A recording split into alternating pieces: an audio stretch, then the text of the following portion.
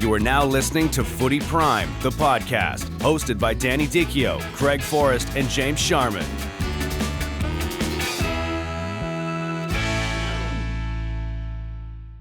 Well, hello and welcome to Footy Prime, live here at BMO Field following a monumental victory for Canada against the United States. 2-0, the final. The Canadians win. Sharman, Forrest and Dicchio here, but also we're joined today, we're very, very thankful for this.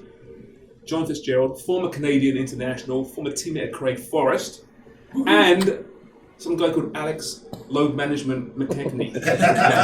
Raptors fans out there know who Alex is. He's the man that basically single-handedly brought the Raptors the championship last year. And is it 6 others with the Lakers, or is it 5 others? No, it's 5 others. Just I 5. wouldn't say it was me. It was it's all about players. He's running out of No, fingers. but I just happened to be there. But Silver, it's okay. Let other people speak.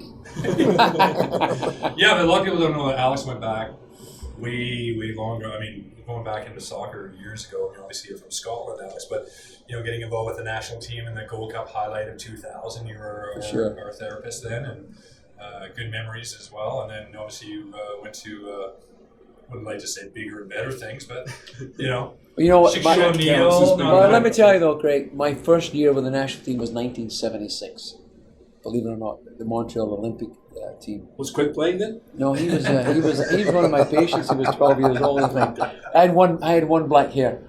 Anyway, maybe not. But that was 1976 was my first year with the Canadian team. And actually, the first time I came back to Toronto, and we played at the Lamport Stadium. Believe it or not, yeah, back then, yeah. Wow, the Lamport turf. The great thing about Lamport is you'd be on one side of the pitch, and if you're at the bench, you can't see a person on the other side because of the slope. It's like the hybrid. The runoff. Yeah, the hybrid bubble. And I like that because actually my coach would always say to me, because I was a winger, he'd always tell me, get your heels on the line. And the good thing is you couldn't see that far at Lamport because you can't see where I am, being 5'8". He's having a good game, Fitz. You've seen him for half an hour. Yeah. And me and John, we go back a long way, right into the 80s, right? In the 87 Under-20 World Cup when we played together. And I know you were a big part of that and enjoyed playing the national team, went on to play the Canadian League. Well, in fact, I want to talk about John's last game, I believe, was at the same tournament as... So here's this thing. So all week we've been hearing that Canada cannot beat the States at soccer. It's been 34 years without a victory. And Craig's saying, that's bullshit. We beat them. I beat them, Craig, right? But not I, we. Okay, you and John. But yeah, we did. What was the excuse used by the States to deny that record? They sent a B team, apparently. A B team with Lexi Lawless. No, they were a full team because of the same tournament Eric against Eichmann, Mexico in the final and beat them. Yeah, and absolutely. that counted as a full cap. Now the national teams play against Martinique that aren't even... Well, I was on a team too, so it would have been a B team then as well. Maybe maybe it was because I was playing. Maybe that's why. What was the score of the game against the States? Jeez, I think it was 1-0. I think Katzel. Yeah. I was saying before we talked, I think it was Katzel's goal. Yeah. John Catlett. He definitely scored in that, and then he scored in the final against Mexico too. Yeah. The North American Championship. And it was called the Corona Cup. Yeah, the sponsors. Fantastic. Yeah. There was 3 matches at Swan Garden, no? Mm-hmm. Yeah. No, that's good. So all this marketing around this game just pissed you off all week, right? Pretty much. Well, first of all, the result is going to make a big change as far as the perception of this national team.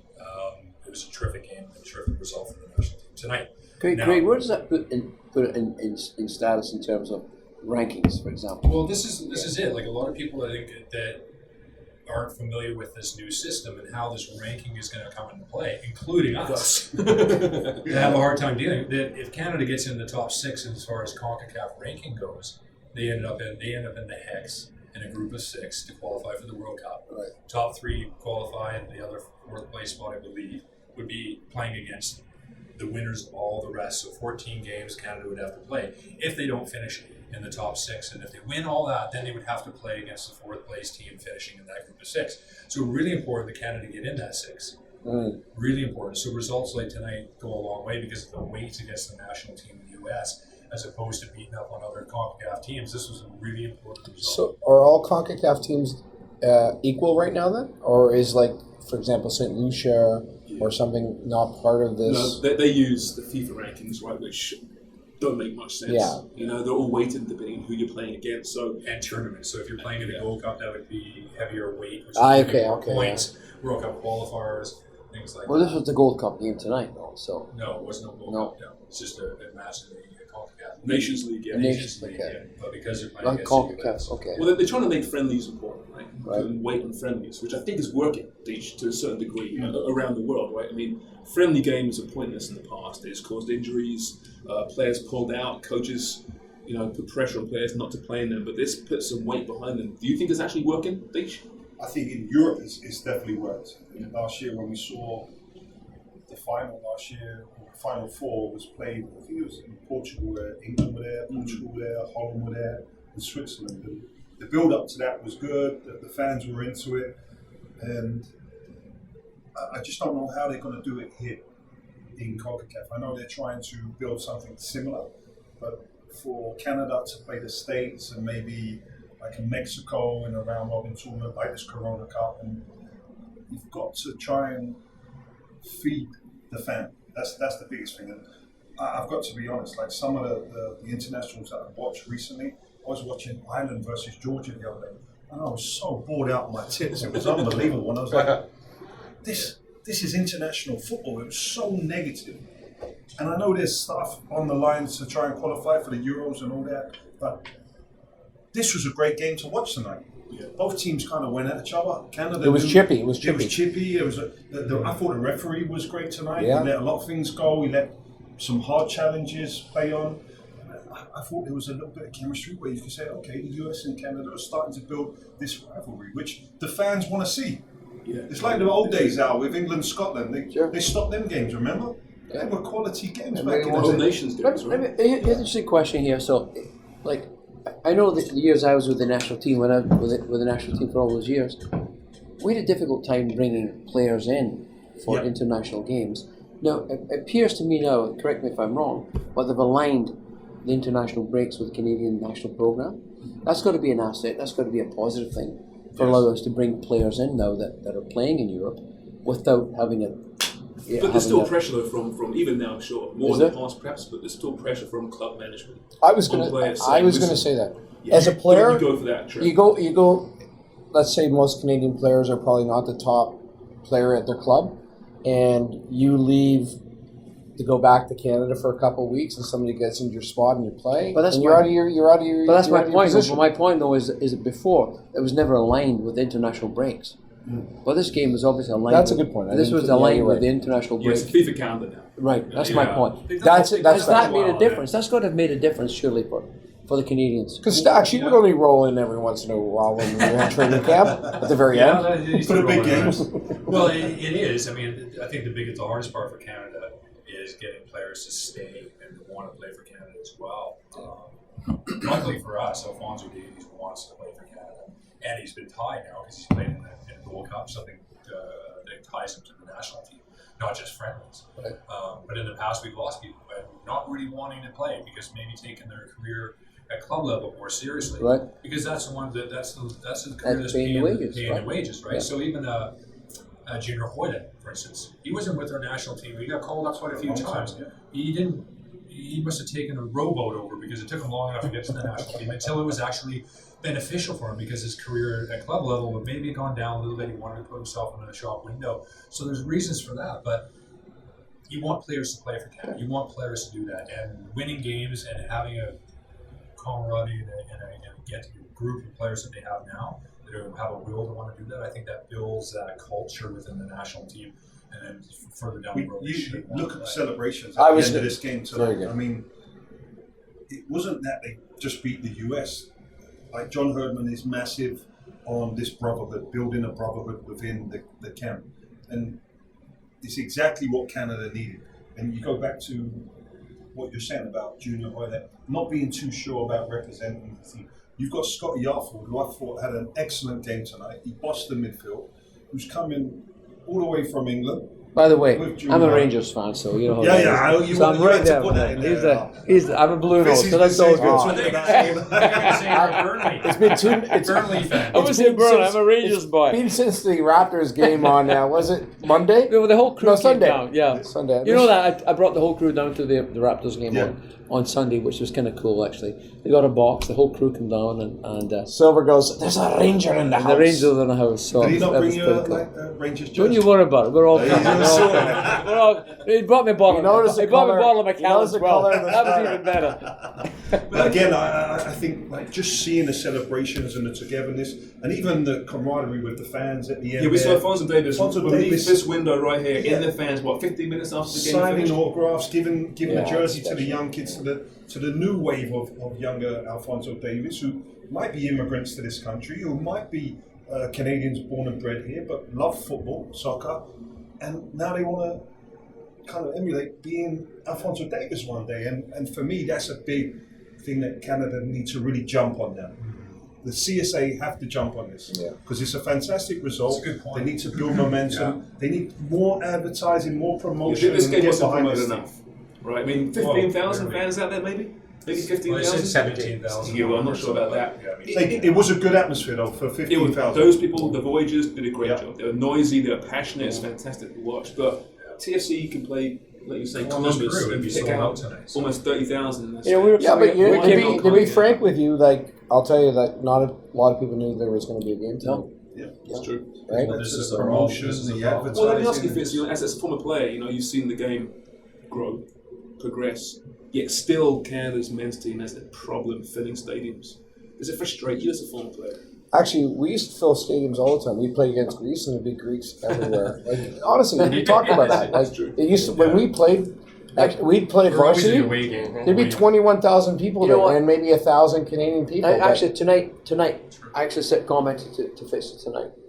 This is one of the first times I've been in a Canadian game where we filled it with the home team. I agree. That's a really good point. And really, because for years and years, There was no doubt.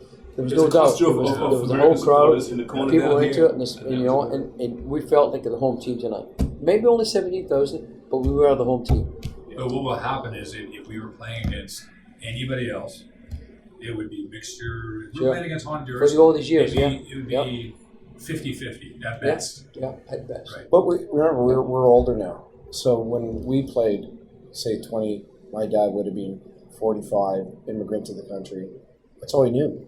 And I think what's happened now is I'm a father now, and I'm not a father to any of these kids, but I could be that age where I played for my country, and I think there's more of this Canadian aspect as opposed to back when I played. There was you had the Scots, the Italians, the Greeks, and they're segmented. So I think the fact now that we're grown up and we've been through a system a couple times, I think in another 20 years from now, we're going to create special talent. The fan base is going to be more Canadian. They're going to forget about those immigrant Oh roots. yeah, I think you're right, and I think we missed the point too. And then we've seen the growth of the game and how it has really been something. Even with Toronto FC, and a lot of people thought that would be a fail. It wouldn't work. It's been a slam dunk.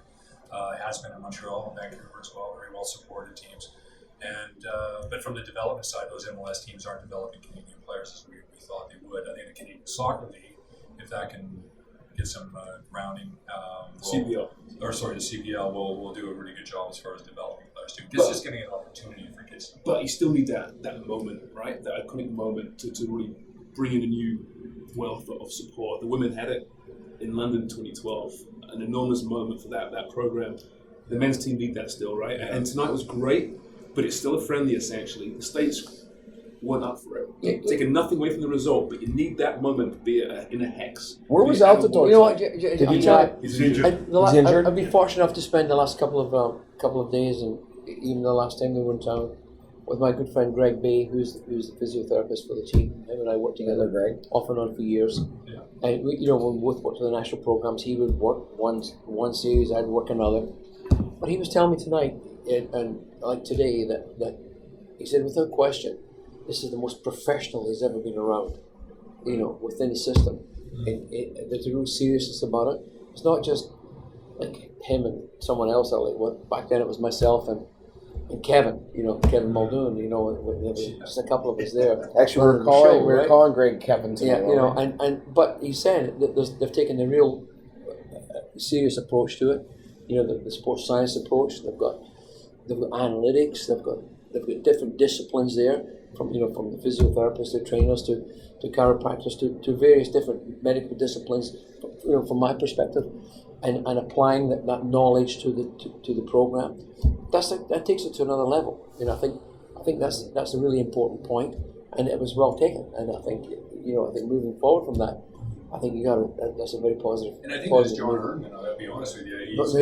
My point being is that he said that John Herman has taken a very, very serious approach to this, and he's taken it to another level in his years there. Yeah. And that was, it was a very strong comment. And he did the same with the women's program. I mean, obviously with John moving from the women's programs to the men's program, he's going to have that hanging over his head. I never really realized or understood really why, because if I'm a player for John Herman, if he's coming in and he's doing all the right things and where he's making forward steps in the game and all these different things, I'm going to support him. Sure. On that. It doesn't matter who he is, and I've been impressed with him with the women's program as much as anything. So he's done a really good job with that and building that culture. Well, when you take what they've put together there, like I say, again, I go back to my from a professional standpoint, but from a professional standpoint, you've got these players coming in and some of them coming from minor teams, relatively speaking. All Rangers, of a for sudden, example. come on, don't wind them up like that. stepping into a different level, to a very professional level, that speaks volumes. It used to be vice versa, right? It used to be you going from a professional club to Canada. So Yeah, that's my and point. in many ways, maybe it's And I shifted. think they shifted, but it's certainly on a path. Yeah. Yeah. Speaking of being progressive, we're doing media right now, drinking beer. He's vaping. I didn't see him vaping. All I can say is thumbs up. Dan, one producer, yes. Yeah. So he's not playing tomorrow. Footy Prime brought to you by Bushkin Beer Company. Sponsor Big Bag of Milk. Alex, I want to ask you though. We mentioned about the health of players and traveling across the Atlantic to play games. Scotty Arfield. What kind of drain is it on a professional athlete nowadays with modern flight? Does it really hurt? Is it tough? Let me tell you, someone asked me just yesterday, actually. It said, if you had an unlimited budget for a research project, what would you do? It was a great question. It was one of my young interns, quite frankly, asked me, and I thought about it. I thought, you know what? I said, I would probably spend all the money in sleep analysis. Really? Yeah, I think, because for a lot of different reasons. We talk about just the effect on players, but I'm talking just general health and it's not just like living in the NBA is a whole different world. We play 82 games in 5.5 months. We play 15 to 16 times a month. Very little training. In the end, the practices are limited at this point. We do everything pre-season, over the summer. All your gains are made over the summer. You get into the season, it's a grind. And we're doing this within 3 time zones. So we talk about load management with players. People think it's rest. It's not about that. It's about managing load. What does it really mean? And it comes in so many different forms. But to your question about how do you deal with this, it's an incredibly difficult task and difficult process that we deal with every single day. And our players, it amazes me that they can come out every night and perform the way they perform. Like I say, in all these different time zones that we work in, it's a different game in the sense that you're not playing, you're not running 100 meters. It's a 95 feet. And again, remember, I came from football to the NBA. But Alex, I think the it's both misconception of experience. last year with you and load management was that Kawhi would rest. Well, it's not about that. It's just about working the load. As I say, managing load. I'll share you what I can share, but certain, from an injury standpoint, certain injuries respond to load, and certain injuries respond to overload. So it's about finding that.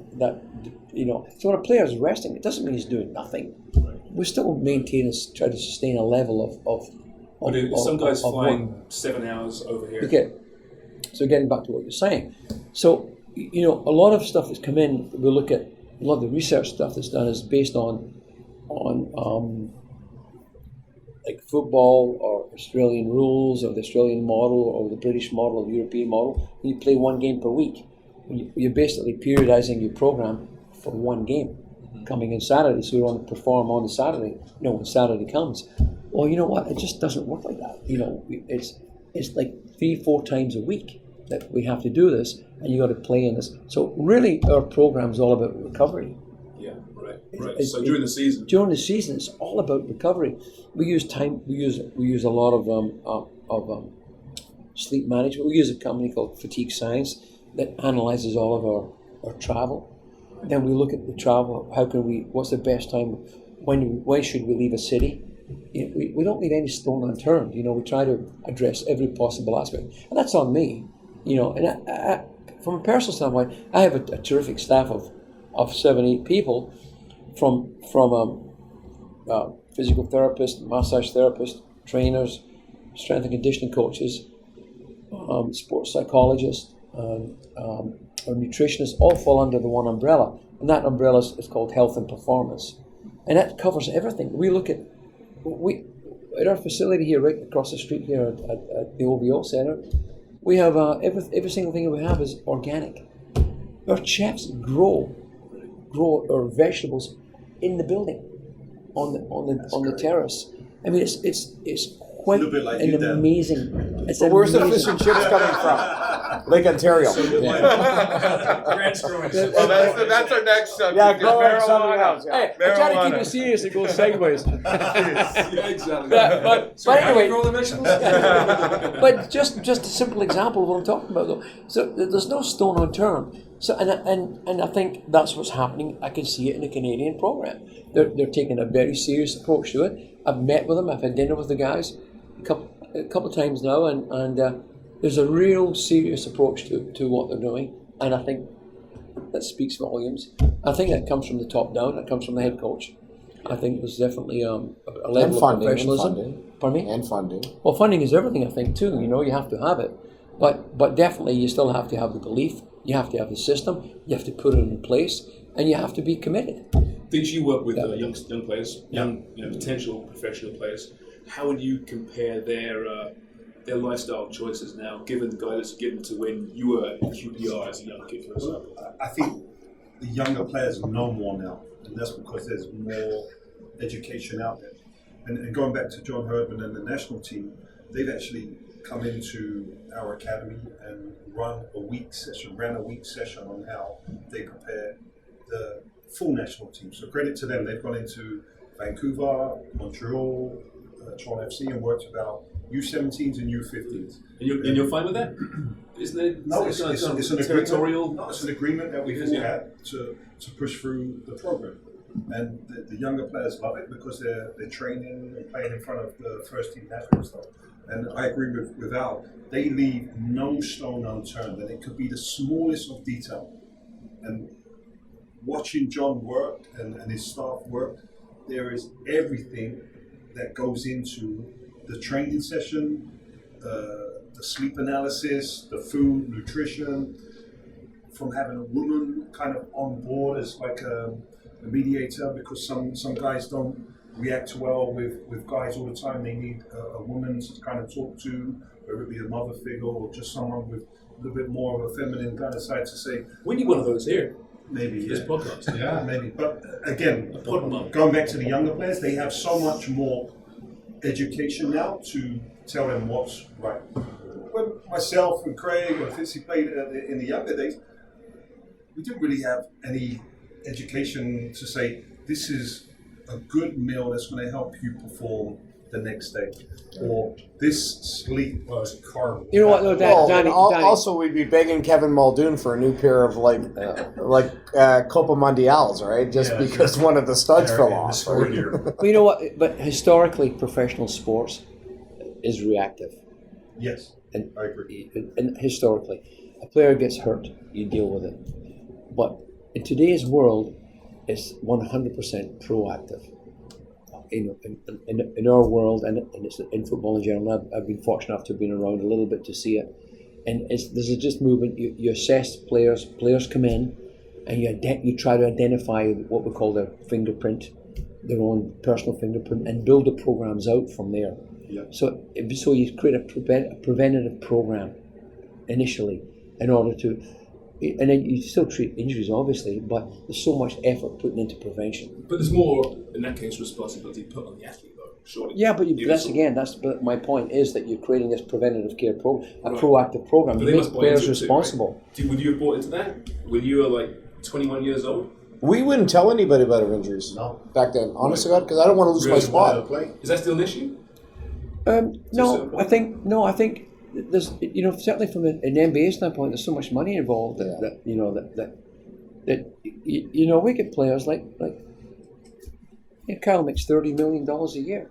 That's like 400,000 a game. And you play 15 times a month. It's a lot of money. So when a player's not playing, there's millions and hundreds of millions of dollars to the ownership group. So it's about how do we best make this player, put him in it's my role to put my players in the best environment to succeed. Now, Al, It's coach's role to put them in the best environment to succeed, and it's management's role to empower you to do that. Now, with this national team, you got players coming from the same time zone, Yeah, from 6-7 hour time changes, sleep, sure. preparation. There was a muscle injury tonight as well. How would you go about sort of preparing players for that, or even the fact that muscle injuries are part of the parcel? Okay. The next thing is, when are they playing again? Weekend, Yeah. Premier League. So, but they go back to their own club at this point, right? And so that becomes a real challenge, and I think a lot of players. First of all, you're making the assumption a lot of the time that players are coming in healthy. When you're calling a player in, and you and I know that was never the case. No, your room is full of guys that were injured. For my years with you, I was working there until 24 midnight hours a before. day. By the time I got to Kevin Muldoon's room, Little swallies. it was empty. But the Bacardi Cokes were gone, right? but my point is that one makes the assumption that players are coming to you healthy, and it's not always the case. And then now they're going back to their own clubs, So we're coming in tonight, and first of all, I deal with this with in a different, similar but different. In the summer, for example, my players leave. And now, we have got Mark Gasol's gone to the national team. We've got players that go to their national teams. I send one of my people. We communicate directly with the national program. One of my staff goes right out there and meets with them. And this is our philosophy. This is the program that we're working on, and we want to maintain and sustain that program throughout the course of their time. So we try to maintain that constant commitment to players. So I think it behooves teams, for example, who, like European teams, if we get players coming here, they should be coming out and saying, hey, meeting with the training staff here and committing to them and saying, listen, this is my player. It's not your player, it's my player. And this is what I want done. And I think that's how I would deal with it. There with the England players as well, because a couple of the English players, I think in the World Cup, notably, I think it was the last World Cup with Rooney, or the European Championships. He got injured during the championship or a game where they didn't feel he was fully fit. And so the club kind of went back to him and said, he's our player. So now we're going to ask the national team, the federation, England, to pay the insurance of what we feel he's worth or what games he's missing out on. So I think we're going to see a lot more of that as well. But going back to what Alex said, a lot of the football clubs now are in touch with the national teams. The national teams have constant dialogue with the players. Correct. Even our U17s that are away with the World Cup team in Brazil at the moment preparing, we get a daily report sent through saying how they've slept, how they've drunk, how they've performed. So that's at U17 level, so I can't even think about what it is at the national team level now. But just one big question for you, Alex, and even for you guys. Do you think players now are softer than when you was in the game, say, 15, 20 years ago? And I'm not saying that in a derogatory way to the players nowadays. Yeah. I'm just saying. So you're answering our question. So going back to like the physio and trainers when I was younger, 14, 15, I didn't even know what a physio room was. I walk through the TFC Academy now and I'm looking at 11-years. Yeah, because you used to injure everybody else, though. Yeah, true. But like, I'm You know looking what, at Daniel, 11-year-old having a massage on the massage bed. What are you doing? It's a great question, and I'm telling you that because, believe it or not, but I had this discussion today with my staff. You know, and there's a great thing I say is you can't make the club in the tub. You know, and I'll come in and say it, and you know, and it's like, we don't need you in here if you're not hurt. You know, so you got to identify the difference between injury and then just maintenance, right? And it's the maintenance thing that I flip over. So, and so we create that environment because, again, it's about putting your players in the best environment. So I make my players very aware of, you know, what they're doing. Let me just backtrack a little bit because it's a really good question. There's a thing that I call the fingerprint. Each player comes in with a fingerprint, and it's not a static thing. It's a dynamic thing. It changes weekly, and it changes as players grow. You know, a player comes in at 190 pounds, and next, 3 years later is 220. That whole posture dynamic changes. You know, so it changes. So you're constantly working at that all the time. It's not an injury, but so it's not necessarily the treatment room. We have them in the weight room, in the conditioning room, in different places. You're only in the treatment room if you're hurt. Yeah. You know, so that's how we try to work it out. You know, does that make sense? I go back to QPR when I was just breaking into the team. So the treatment room, the head coach made sure that it was cold as balls in there. Because he wouldn't want to be in there. There was no towels or anything on the beds.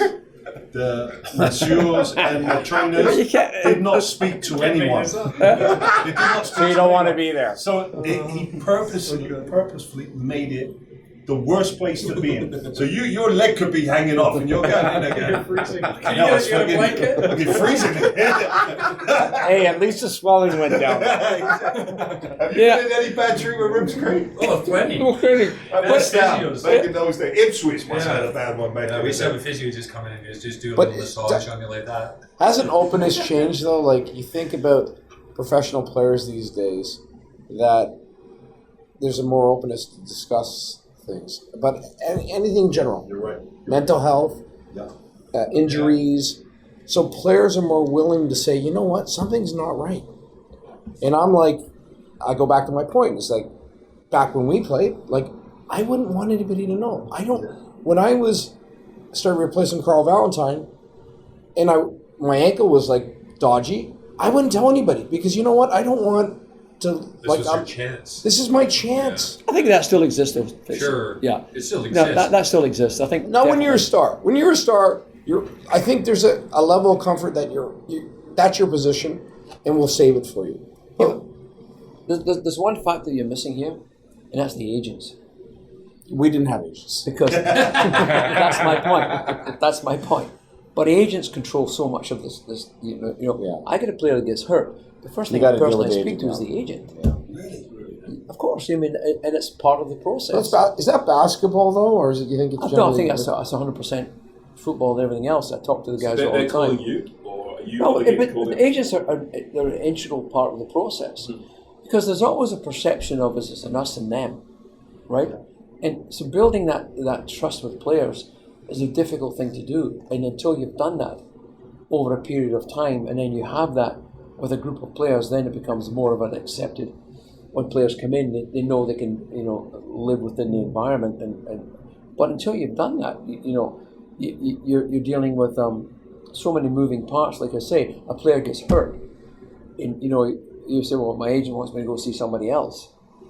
That's almost a standard thing these days, right? You can't avoid it. You can't fight it. Do you encourage it, or do you say, okay, go and see that person, but make sure you come back? Do I encourage it? I'm the first guy to say, hey, you know what? Let me call your agent. Okay. And so, as Craig can attest that, I've been fortunate enough to be that third party for many, many years before I even went into the league, in the sense that I was the go-to person from a lot of agents when I developed some of the pelvic stuff over the years. So I got to know the agents very well. So in my position now, I'm very fortunate enough to know most of the agents within the league. There's the level of trust. So there's a level of trust that's there. So, but when a player gets hurt, there's no question, I connect the agents every time, because the player will ask, are the agents going to connect with them? If he doesn't play, why isn't he playing? Was he hurt? What can we do? Do we need to go see somebody? So the key thing is, hey, you know what? Your guy's down. It doesn't look too bad. I think it's this, or this. We'll do a scan. We'll MRI it. We'll see what it looks like. And if things don't improve in the next 24 hours, we'll look for a second opinion or whatever. So as long as you put that out there, right? All of a sudden, transparency. Yes, yeah, and that's really, really important. The last thing you want to do is try to cover or hide something with a player, because it's not. Remember, these contracts are guaranteed. Yeah, that's so you don't have to play. Yeah. So not all these guys are fighting for their This jobs. is why. Yeah. This is why, Danny. If you were making $400,000 US a game, you might stay on that treatment bench, even if it was cold. Some sacrifice. Circumstances. Actually, Danny will contribute some money. But you know what, Craig, Craig, that's an interesting point though, because those players that shoulder that responsibility are quite interesting. They want to play. Like the Kobe Bryants of the world. When I was with Kobe, he wanted to play every single night. And DeMar DeRozan, Kyle Lowry, those guys, they signed those contracts. They shoulder that responsibility. Play every night. KD must have a good agent because he's out for a long time and he's still next to him. Yeah, I know exactly. Got a year deal. Not going to play. Kevin Durant. Oh, yeah. It's a great question. It's a great question. But on terms of agents, it's interesting because I'm going to go to basketball here for a second. Look at the Canadian team that just played. Sure. Right? You know that agents are making most of the decisions for players now. They don't necessarily want their player playing for the national team because there's no money for the agent, risk of injury, right? And they're like, you're better off training hard this summer, getting yourself fit. There's risk of injury over there. So it's the sport's changing where a player, I don't think, has a lot of decision anymore. They don't have the ability to say, this is what I want to do. I think the difference, too, basketball is national. The way the whole national system works is much different than football, soccer, too. Yeah. And in soccer, there's a will and a want always to play. It doesn't matter who you're from, where you're from, who it is to play for your national team. You're correct. Mm-hmm. You're correct there. Right, Alex? It's not quite the same. It's very, in my world, it's very different. I think so, yeah. Everyone wants to play for the national team, no question. But football is all about getting capped for your national team. It's a privilege. It is. Yeah. And it's important and that spins itself out to more money and whatever else somewhere down the line. You're going to play for England, you're going to get, all of a sudden. Because the World Cup, you want to play for your country because you want to compete in the biggest stage in the world. And unfortunately, basketball, the biggest stage in the world is the NBA. Not, and that's why I think a lot of players go like, why am I going to play for Canada at the World Championship? The World Championship doesn't mean that. Look at the amount of U.S. players. But flashback to to what we were talking about earlier. When you're talking about Craig, the Gold Cup or trip to the Gold Cup in 2000. I was lucky enough to be with the Lakers to win 5 championships, but the Gold Cup was like nothing that was ever. It was nothing like it, Greg. It's probably your best story. It was unbelievable. We were expected to win anything. And the big fella here keeps standing on his lips and making a few saves here, and then we had a few drinks at the hot tub. I was the delivery boy. I'd go and get the stuff, right? We're shocked. A few cars, play some cars at night. Go get a case of beer. We're stuck in this place in the Radisson Inn in Culver City. We're stuck in Radisson in Culver City on the 405. Remember that, right? I brought Shaq down. Remember, I brought Shaq down because to photograph all the boys. Whoa! So let me just rewind here. So Gold Cup 2000. Shaq is an influence on the team. I brought him down. Yeah. Oh yeah! This is amazing. This stuff. Like the fans want to hear this. Yeah, we hung out. Yeah, seriously. Shaq attack. So I was with the Lakers at the time Did Shaq too, give right? some advice? And I was coming back. It was just coincided. I was able to go with both teams at the same time, but I brought Shaq over to our hotel, and they come in, and I'll forget it. He walks into Kevin Muldoon's room, so Kevin's lying there on his wife runs. Almost jumps out the bed. Was he icing his ankles? Anyway, somebody was having a Bacardi Coke, I think. But anyway, it was a terrific day. He went through it, photographs in the back there, the whole thing. Yeah. Oh yeah, he was great. He was great. Amazing. He drove me. Where we should head and all this kind of stuff. And Holger, who was the active manager at the time, is like, comes over and wondering, what's just going on here? Yeah, that's right. Just telling him where we should go and everything. He's like, no. So I get tickets for the game, right? For the Laker game, I get a whole bunch of tickets, the whole bit. We get a bus going. The Forum. No. It was still it was Staples Center. It was Staples Center. And Staples Center, we finished up. It was Holger. He didn't want anybody to go, but he had to be there. Remember, he was front and center. He doesn't want anybody to go. No, he was up there front and center at the table. They cannot go. So anyway, it was it was a hell of a night. The whole crew come down, and the whole crew. Yeah. Let me flash forward. I'll tell you a good little story though. Yeah. Nick Dasovich. Nick is a good friend of us, all of us, right? So Dasso, one night, he was at him and Dale Mitchell. It was the youth team were playing. They were training in California at the time, over at the Home Depot Center, and so I flew over to Dasso. I said, "Well, yeah, come on, I'll get you a couple of tickets for the game." So Dasso, Dale Mitchell, and Holger's son actually at the time was working on the team. So they came out, got them front row. You're on front row. There's the like front court row. side? No, it was courtside, and there's the first row one behind it.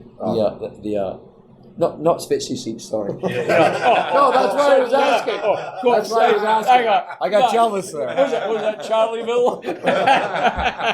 No. Oh, it wasn't courtside. It was behind the wall, right? Row one hockey. Anyway, so I speak to the events manager, the whole thing. So I see that guy over there. I said, pick him out at halftime. We got a little show going. So it's supposed to be a random draw. So a random draw. So they've had a few swallies going, having a couple of babies, right? So Dasso comes out. He's got to make 3 shots: a 3-pointer, a layup, and a free throw, right? For all sorts, like different. Oh, he's got big prizes, huge prizes. But he's got a few. He's a bit wobbly. He's got a few. He's got a little. They threw him a little wobbly. He comes in. Next thing you know, bang! He hits the 3-pointer. Nothing but net. Unbelievable. He comes up. Hits the free throw, right? Nothing but net. I'm thinking, what the shit? Comes in, misses the layup. That's because of his touch. That's because of Dasso's touch. That was the best. Anyway. We'll get Dasso on this at some point to defend himself. Get him on. You get him on. You'll tell you that story. I may have the sequence wrong, but for sure he hit the 3-pointer. But that's a true story. Anyway, and so the guys have been, for me, football has been a really big part of my life, obviously. And basketball for the last 20. I've been 21 years now in the NBA, and it's been incredible. And but this past year, what I was saying earlier with the trip with Craig and that Gold Cup was without question. It was magical. We'll do a show. It was magical. It truly was. The Gold Cup. Oh, absolutely. So these two can chat too. It was magical. It really was, wasn't it? Yeah. We'll get some of the players on. It was. Yeah. I mean, there's a tournament coming up, right? I mean, Hastings scores that goal in the quarterfinal. I mean, she went here for it, right? But it really was quite amazing because as soccer's still struggling to find its niche here, even now in 2019. Back then, you can only imagine, right? So this Canadian team with a bunch of no-names plus Craig, basically, right? It really was. Come in and they win this thing. They beat teams well. Who was it? Who was the penalty? Was it Valderrama in the final, or was it Aspria? Aspria, yeah. Takes a penalty. He saves the penalty. You were like, think about it. Craig, do you have your big gloves on that game? Aspria played for Newcastle. Newcastle. We won a coin toss too. Hold on, why were Colombia there, by the way? Well, very good question. CONCACAF, right? They come from the southern. They used to have invitational teams. So Japan played in the once, right? South Korea. Japan, maybe I'm not even sure. I think Japan played, yeah. But South Korea played in it. Colombia, Peru, Brazil, various a bunch of countries. Was it South Korea who beat the drawing loss? Winning that took us to the Confederation Cup. Nice. Right. Where was that? Japan. Japan in 2000. I'm saying so. It was incredible. We beat Mexico, 60,000 people, in San Diego. Qualcomm Stadium. Like, I mean, just like inundated coming from Tijuana, from the borders there, and here we are. Yeah, I mean, I remember thinking back then. Oh, finally, it was unbelievable. Games arrived. Finally, about time. We scored a golden goal. Yeah. Like the golden goal. Golden goal won it. Well, let's hope this next generation can do something because I think they got a special. But isn't it interesting that you go back just before my time? You look at Dale Mitchell, Jerry Gray, those guys. Like we used to beat the U.S. all the time. Yeah. I don't remember the USA beating us. No. Like during youth. No, it was when they not under 19. They started to take it seriously back in. They got the sponsorship in. I remember that whole Right. day. It was back in. I tell you, it was in the 90s when we were right before the '94 World Cup. Remember, I can remember Dolly was the sponsor with Umbro at that time. Yeah. And then they just done a deal with. They were trying to renew their deal with Brazil, and Nike did the deal with Brazil and with the US, and we were kind of left in the dust. That's right. And that built their programs. I think that was back then. Got big investment from Nike there. Yeah. And they invested in their youth as well. Everything. The money was in for like 10 years. It was a 10-year, 200 million for 10 years or something like that. Yeah. And it was just set the program. Lead up to the World Cup. Remember, Yeah. Budweiser came in St. Louis. They built the training facilities, and all of a sudden, all the guys just became like great players. Like, Well, they were paying them like a club team. yeah, They're playing the players like a club team, but they were playing international games, but they were getting played like club players. Yeah, that's right. So a bit of money. That's all it takes, obviously. Well, Well, like takes a lot. Sport Australia have done it for years, right? Before Olympic Games and big events, they'll start throwing money at their sports. Well, we saw that with Canada in 2010 Olympics. Yeah, yeah. On the There you go. podium was, On the podium, yeah. was Makes a thrown huge into difference. coaching and giving opportunities, and we saw what that did. But this team, I mean, we're enjoying them right now. They're playing good brand of football. There's clearly some talent in this team. Feature as a coach, do you see a team that can really grow and become something? When I say special, a team that could qualify for a World Cup, if not in 2022. Yes, 22. I Yeah, do you believe. do. And because I'm new, I'm 12 years in this country now. What really excites me about this group is that they have goals in them. They have an attacking abundance in them. Obviously, we'll speak about Alfonso Davis and Jonathan David, but they have a group of players that are willing to attack and can hurt teams.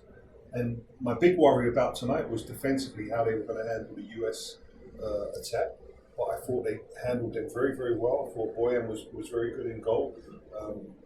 Good with his feet, although Craig wasn't too happy with some of his passes out the back. But I thought, I want to wait for it. I thought Victoria and Cornelius done very well in the central pairing. I thought Liam Fraser come in and done a great job after losing in Mark, but you saw on the counter with the pace of Alfonso and Jonathan Scares David, people, eh? even Junior Hollett coming on, and then Cavallini come on and scored a great goal. They have something that Canada hasn't had, I feel, in the last 10 to 15 years. And the rest, I don't remember Canada ever having this many options. Bring Davies off and you put on Hoyland. Yeah, you're right. yeah, up front, we've never had Never this. had that, Never yeah. had this up front, at least. So really, it's just structuring defensively, trying to figure out the balance to be able to make things right there, because that's maybe where they're not quite as strong as they used to be. Are these players developing in the MLS system, or are they?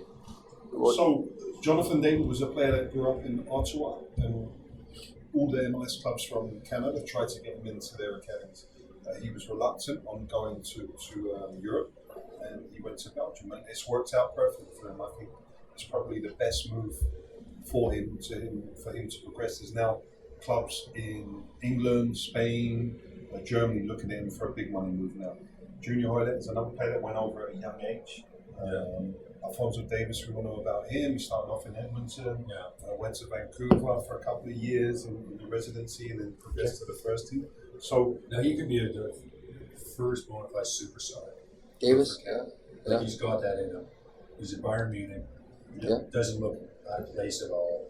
Something a little different about the kid. I was saying his fist tonight. I didn't realize how tall he was. He's He's really. I think he's grown. He's just filled out. Yeah. But you've got to remember they were missing Atiba tonight as well. Yeah, Atiba wasn't in. Well, Tiba's, he's Steve Hutchinson. well in his 30s, like late 30s. He's managing his look. Yeah. Yeah. Right? Now, There's no doubt. say He's a good player. Atiba's the best player we've ever had. He should be the star, but no one in Canada, Nobody even knows outside about of him. the football Wow. fraternity understands him, right? He's a very good player. Yeah. Yeah. He's played in Champions League games. He's captain teams in Yeah. the Champions League. And it just goes right over his head in Canada as far as He's the most, I've said before, one of the most disrespected athletes in Canada because he's never got the respect. He's a very humble guy as well. Yeah, but people- when he played in the Champions League last year, the Lou Marshall Award was being voted on, and those people in that room, and they actually put his name forward, saying, "Can we consider at least a team?" And nobody knew. And no one even gave him a second thought. No, he plays soccer. But is that his Bullshit. issue or is that our media's issue? Really? It might be the media's issue, but it's always I'm part of the media. I know others in the media. We've always championed the team Hutchinson. Anyone outside the soccer fraternity, the mainstream sport fraternity, who just dismiss soccer, and they always have, will never give them the respect they deserve. It's criminal. It really is, because it's people who win the Lou Marshall Award, not them who they are. What's the team now? 34? No, 36, 37. Yeah. He's still fit. Yeah. Playing in Turkey, that's a tough league to play in. He's still there. He's been in for a lot of years, I think. Who was your man of the match tonight? 5 Mine, seconds. Alfonso. Alfonso Davis. Although our field was really good. I think I'm going to go with my boy, the Scotsman. Because he's so similar to us. Great job. I'll say something interesting. It's not about a player. Actually, I was very interested in watching Herdman tonight. And I'll tell you why. I've never seen a coach hug players the way he does. And I think that is a very interesting thing because as a player, being me when I played, I loved the love. I didn't like the hard love, but I loved the love. And seeing him tonight interacting with fans, interacting with the players, I thought that's special. I've never seen that before. I don't see it in Europe sometimes, but Jurgen Klopp. Klopp's the yeah. You're right. But it's a new thing, and the fact that he's out there hugging players as they come by, I think that's special. But I really think that's that special. big thing he talks about is the brotherhood. That it's a big symbol for them within their camp and their philosophy of building this culture of brotherhood that we're going to go over the line and battle for each other. And whether you're a staff member, admin, player, everyone's in it together. You really, really. But then that's special as a player. Like you watch that, I'm like, this is my first game watching Herdman coach, and just seeing that, just like turning around, interacting with fans, and just being like there. I think it means a lot to this player. That's the interesting thing. Like what you're You saying. can't do it's. I've seen coaches try to do it, and it's a little like weird. Like don't touch me. Like that's a little weird. But it was like he's genuine. Yeah. Well, You're right, but that happens. You're saying it doesn't just happen in the field. No, it's everywhere. It's we have that with our group. It's this whole thing we call family first. And that's if somebody's got a problem. You want to go home. Go home. And get it sorted. And it comes from the top all the way down. You fight for your people and within the group, and I think that's everybody's treat. We just went to Japan. And the basketball staff, bring whomever you want. We're in Japan for 5 days, and we bring in mum and dad, wife, kids, and we chartered a 777. With 500 people on it, right? Well, there's not that many people on it, but Big time Charlie. But I'm just saying that we're going here. It's not just us. It's we're away for family. We're away for a long time. It's an opportunity. It's not cost any more money. You're chartering the plane anyway. Well, we had right? to go to Japan. Just take we had it, to right? sit in economy class, and we weren't allowed to take an extra bag. I know. Hey, that's your first time. Hey, that's Craig's first time in economy, though. We never used it. But going back to that, I can't tell you how massive that is for a player of today's generation. That's my point. We can talk about tactics, formations, how to train, how to prepare, but once that player knows he's in with a group that not only see him as a fellow teammate, but they see him as a brother. You want to show up, Danny. You want to show up. won the championship. Sure. Our club level, we used to be more like that because I think the guys all first of all, they're mostly English, all saying from the same culture and a culture of drinking as well, which always was good. But as far as a team camaraderie, it was pretty solid. It was pretty solid. Nowadays, especially in London, the internationals, right? All the different countries, they go off and they're going home in different parts of London. There's not that team chemistry as you have what John Hurt is trying to build here. It's very, very difficult to. I think he's doing a good job, pretty. But see the players Fitzy makes your a great earlier point. point. It's evident. Sorry, I just want to finish with your point about the players earlier. Like watching those players on the touchline, warming up, and they're not going to get in, and seeing how fucking excited they were on the goals. When I played, there would be like this honestly, those players in that corner going like, "Why the fuck am I not on the pitch?" Right? Yeah. And so something different is going on in the game right now, and it could be that the players are all playing at a professional level, and they're not, playing for, in Canada at some club level. But I mean, I don't know what it is. I think partly with rotation being what it is nowadays at all levels, everyone's used to being on the bench as well to a certain degree, and being part of the collective, the group. I may not be the starter, but I've got a role to play. Maybe I'm not coming on the pitch in the next couple of games, but I've got a role to play, and the egos aren't dented. How many MLS players playing tonight out with the Canadian team? Canada? I don't think I would say 5. 5. The rest are European? For Canada. Yeah. Same. The rest are European? Yeah. Henry, that was never the case, was it? But the key thing, going back to what Fitz is saying, is if you get your star players, your elite players within the group on board with being part of that brotherhood, it's plain sailing. Yeah. And I don't know Kawhi Leonard, but last year he was the epitome for this guy is here not only for trying to win a championship, but to help the other players around him. And he seemed like a humble guy. He seemed like he wanted to work. And he put his look at the beginning of the season and the best barometers, and Alex won't talk about this, and I'm just a fan, so I can't. I watched Kyle Lowry change throughout the year. At the beginning, it was like he lost his best friend, DeMar, and there's a new guy on the team. And it was like he wouldn't quite... And you saw the progression of Kyle with Kawhi throughout the year, knowing, oh my Lord, I can actually win a championship now. And the buy-in from Kyle with Kawhi, right? Remember, Kawhi wasn't playing, and Kyle didn't play for a while because of the injuries and stuff like that, but there was a sense that the relationship wasn't quite there. Yeah. And as the year went on, you could see the closeness of the players. It's like Lowry matured as well as a person. Yeah, absolutely. You're right. I mean, Kawhi and I became very close over the years, but I can tell you right now, he bought in 100%. And I mean, we met. He played 9 games in a year and a half. And we traded for him, and Messiah said, "What do you think?" And yes or no, really on how we're looking at this. And I said, it's all go, but I mean, is he going to play the 2 games? Probably not. Now, I don't know how many he's going to play, but this, we just got to build the program and build it out. And he just bought in 100%. And that's on your point. Start when you get. You're right. Yeah. When you get your guys around you, but when the top guys are like there, then everybody falls in line. You're going to get your followers. And that's what happens, and then they just move forward with it. But it was, last year was incredible. From a personal standpoint, one of the most challenging years I've ever had professionally, and without question, one of the most rewarding. Yeah, incredible. They earned that championship, right? It's a team that no one would win the whole thing. You haven't talked about our Gold Cup, when we didn't expect anything. I mean, my years with the Lakers, I was with Shaq and Kobe. You have to win. You better win. It was like expected to win. We had Shaq, Kobe, Robert Horry, Big Shot Rob, Derek Fisher. We were pretty good. Yeah. Then when Shaq left, we had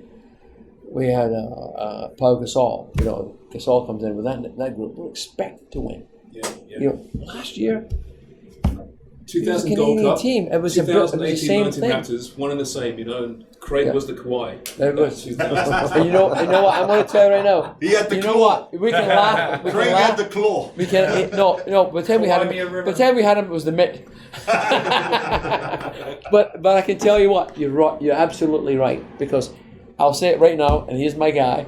But he stood on his lips. He did. Yeah, 100%. We will do like Pick up that we will do a MVP show. and he deserves Jeez, it. I wish he could have did that against 2000, Brazil. I promise you. What's that? Nah, Surely. you worry about it. He's my This guy. is why I bring Alex on. Well, listen, fellas, we're What are out you of doing next time. week, Al? What's that? We could talk for a long time. Well, we'll have a swally later. We could talk for a lot longer, and then we'll get both you guys, Fitzy and Alex, on the show again if you like, because you've been absolutely brilliant. It's been completely off track. The rundown that Dan and I put together so meticulously, out the fucking window. But I'm glad it was, because this is a good conversation, and I think we got some good in-depth analysis on what it's like to be in the Canadian program, be it football or basketball. So, fellas, thank you so much. Canada win 2-0. November the 15th, back in the States, be a different beast entirely. And we will break that game down for you because we're flying out there, right? Yep. Yep. That's a complete lie. By the way, as I mentioned before, we are drinking beer today. If you want to sponsor this podcast, email Dan Wong at Dan@eggplantps.com. Dan's gonna get a bunch of six packs sent to him. Like, trust me. we will talk for beer. All right, thanks, fellas. Lots of fun. Thank you. Check us Appreciate out on Facebook, on Instagram, on Twitter, on Apple Podcasts, Spotify, Stitcher, you name it. Thanks once again to Eggplant Pictures and Sound. Cheers for listening and watching.